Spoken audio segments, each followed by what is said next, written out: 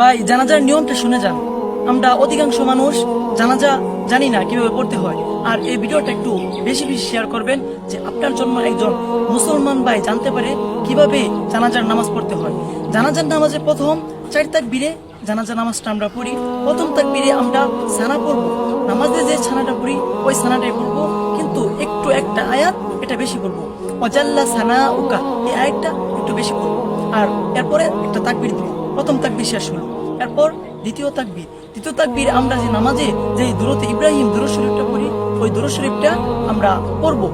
এরপর তাকবীর দিব, 2 তাকবীর হলো। এরপর আমরা যে মাইয়িতের জন্য যে একটা দোয়া আছে এই দোয়াটা পড়বো। এই দোয়াটা পড়ার পর আরেকটা তাকবীর দিব, তাহলে 4 তাকবীর হবে।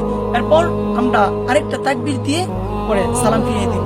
বেশি বেশি ভাই এই ভিডিওটা শেয়ার করবেন, এবং যদি কারো জানার থাকে যে এই জানাজার নামাজের মধ্যে কি দোয়াগুলো কি কি পড়তে হয়, কমেন্ট করবেন, ইনশাআল্লাহ রিপ্লাই ভিডিও দেওয়ার চেষ্টা করব।